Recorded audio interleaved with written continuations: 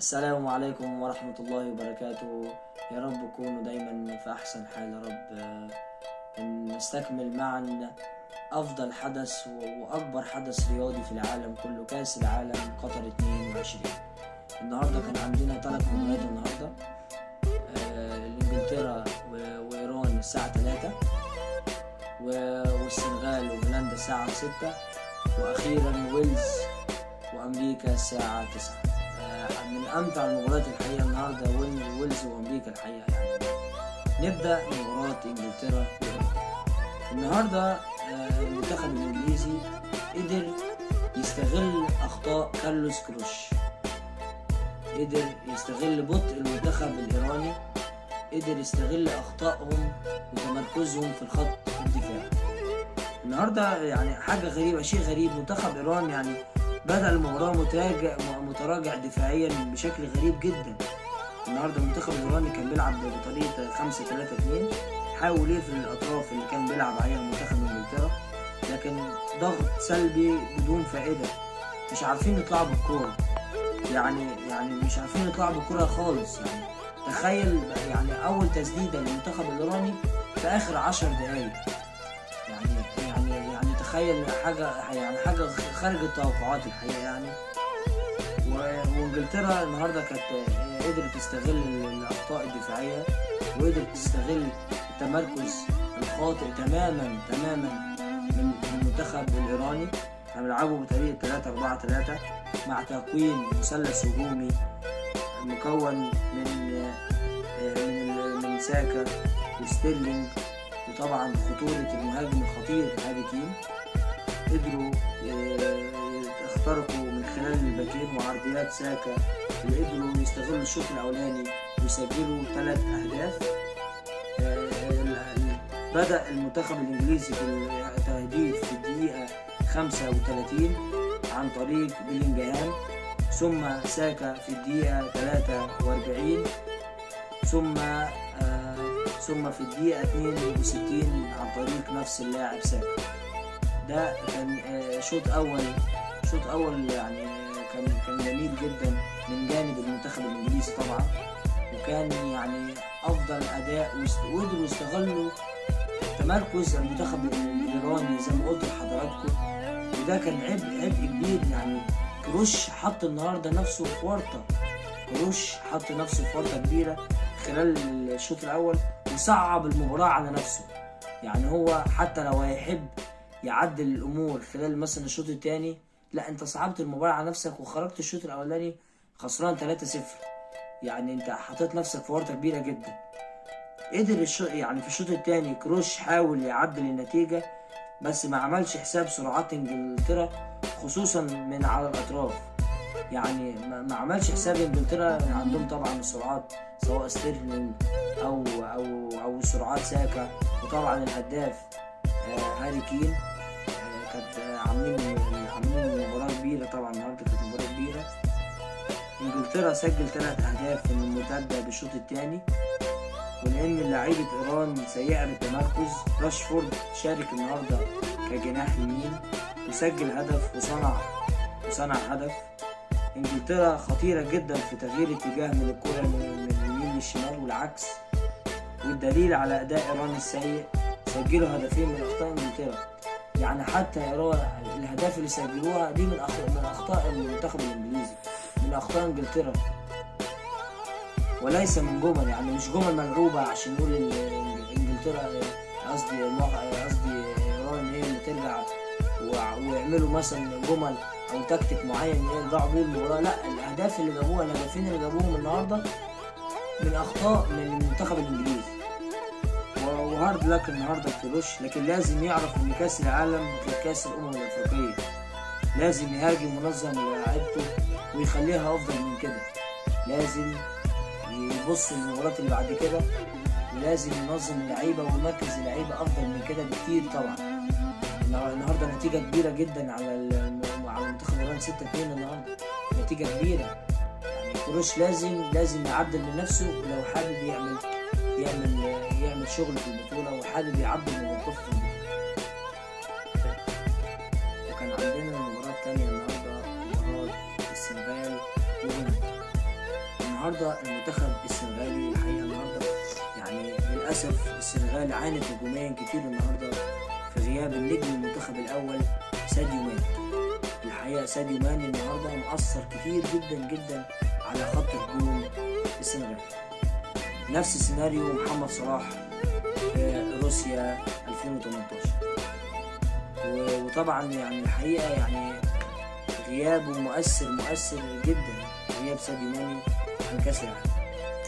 دفاعيا المنتخب السنغالي النهارده كان منظم جدا، متمركزين كويس وعاملين كتله دفاعيه امام هولندا. لكن كره القدم عمرها ما بتعترف بالتمركز ولا بالاداء.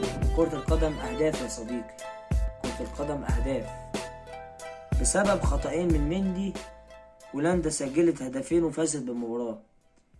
مبسوط جدا من اداء السنغال، وان المدرب ما خافش وكان بيفتح خطوطه في اوقات كتيره في المباراه. يعني النهارده انا حقيقي فعلا مبسوط من اداء السنغال النهارده. يعني انا حقيقي كواحد من الناس اتفرجت على المباراه النهارده، انا مبسوط من اداء السنغال النهارده. كانوا فاتحين المباراه في اوقات كتيره جدا في المباراه الحقيقه فعلا حقيقي. انا واحد شخصيا انا مبسوط من اداء السنغال النهارده، وان شاء الله باذن الله يقدروا يعملوا مباريات كبيره في باقي البطوله ان شاء الله، ويقدروا يكسبوا المباراه الجايه ان شاء الله باذن الله. السنغال تعمل ان شاء الله اداء جيد خلال المباراتين القادمين باذن الله خلال البطوله. والنهارده عشان محدش ينسى برضو الجانب الاخر، الجانب الهولندي. النهارده في جوهره في نص الملعب، النهارده في ابداع في نص الملعب. دي يونج ده يا جماعه يعني لاعب عالمي جدا، لاعب خرافي. يعني المبدع الفضائي الذي كان يتواجد في الملعب النهارده. قلب دفاع موجود، ليبرو موجود، نص ملعب موجود، صانع العاب موجود. ديونج من افضل لعيبه في خط الوسط في العالم، ملهوش بديل، مستحيل ملهوش بديل دلوقتي، ملهوش بديل في برشلونه او في المنتخب. ديونج النهارده افضل لاعب في المباراه، هو القطعه الذهبيه في التشكيله، وهو سبب الفوز الرئيسي، فوز رئيسي النهارده في فوز هولندا على السنغال. جميع الهجمات النهارده كانت تحت بصمته، كل كوره كان بيبصر عليها النهارده ديونج في نص الملعب. حقيقي شابوه ديونج النهارده من افضل لعيبه في خط الوسط في العالم، حقيقي دي حياه تتقال. النهارده حتى في الهدف الاول رؤيه عظيمه للمهاجم وتمريره ممتازه ضرب بيها اطوال دفاع السنغال، ضرب بيها اطوال السنغال كلها النهارده. ديونج لاعب ليس له مثيل، ملوش مثيل ديونج، بدليل التمرير اللي عملها وضرب بيها خط الدفاع كله، ضرب بيها الديفنس.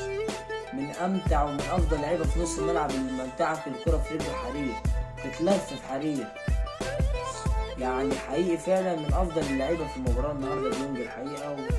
وان شاء الله باذن الله تستمتعوا بالنسخه دي بنسخه كاس العالم ديت قطر 22، لانه هتلاقوا فيها بامتاع. لسه المباراه هتيجي مباراه امتع بعد كده.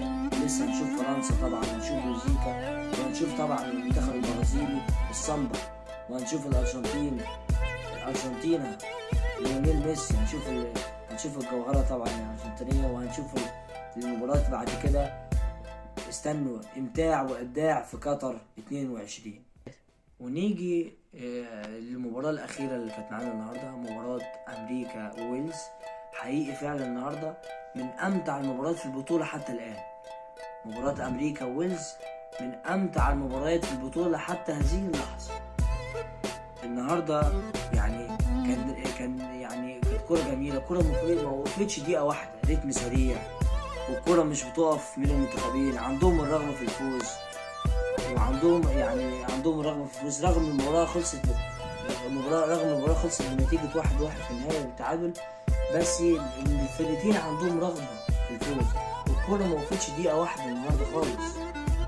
والماتش يعني ما خلصش هنا اللي حسب 9 دقايق وقت بدل ضايع، وكل دقيقه كانت بتمر كانت احلى واجمل من اللي قبلها. وما كنتش عايز انا الماتش يخلص حقيقي. انا ما كنتش عايز الماتش يخلص من كتر متعته، من كتر انا ما كنتش عايز اقوم، ما كنتش عايز الماتش يخلص خالص. يعني في قانون جديد في كأس العالم ان كل دقيقة بتضيع بتحتسب بالنظام الالكتروني، علشان كده الحكام بيحسبوا وقت بدل ضيع كبير.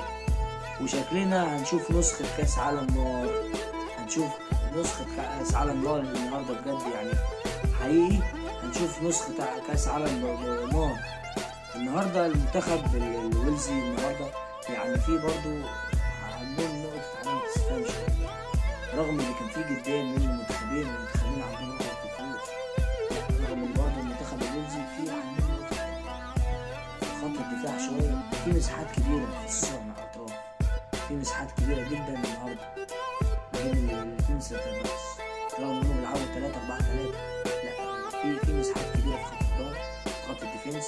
في الدقيقة 7 النهارده كان تبادل الكرات ما بين المنتخبين، مفيش خطورة، يعني مفيش خطورة كانت كبيرة. في الدقيقة 9 اللي ظهرت الخطورة وتألق الحارس مرمى المنتخب الويلزي، والقائم تكفل بالكورة، في كورة جت في القائم. في الدقيقة 20 كانت محاولات مستمرة من الويلز الظهور الهجومية، أول ظهور المنتخب الويلزي في الدقيقة 20. في الدقيقة 96 ويا سجل الهدف الأول لصالح أمريكا. انتهى الشوط الأولاني بتقدم المنتخب الأمريكي 1-0. مع بداية الشوط الثاني الدقيقة 60 كانت محاولات هجومية غير مكتملة من ويلز، يعني برضو عندهم اللمسة قبل الأخيرة، يعني في محاولات النهاردة ما اكتملتش من ويلز، برضو لازم يراجعوا نفسهم خلال المباريات اللي جاية في البطولة. لازم المنتخب الويلزي يراجع نفسه. في الدقيقة يعني زي ما قلت لحضراتكم من الدقيقة 60 ل 70 محاولات مكثفة لإدراك هدف التعادل المنتخب الويلزي، محاولات على طول مكثفة. في الدقيقة 80 ويلز تتحصل على ركلة جزاء بعد تدخل قوي من مدافع على جاريث بيل، الحقيقة تدخل قوي جدا من المدافع. في الدقيقة 82 جاريث بيل سجل هدف التعادل من ركلة جزاء. في الدقيقة 5 تتبادل الكرة بين المنتخبين، وطبعا لحد النهارده الحكم حسب 9 دقايق وقت بدل ضايع، وكانت محاولات من أمريكا تسجيل هدف الفوز وتراجع ويلزي للنهاية. يعني إذا النهارده كان في نقطة ضعف في خط الظهر للمنتخب الويلزي، في علامة استفهام على خط الظهر، مساحات كبيرة، يعني في جاب ما بين خط الديفنس وخط الوسط. لا، لازم المنتخب الويلزي يراجع نفسه في اكتمال الهجمات بتاعته في الخط الأمامي، لازم يراجع نفسهم. والنهارده يعني زي ما قلت لحضراتكم أنا ما كنتش عايز المباراة تخلص، المباراة النهارده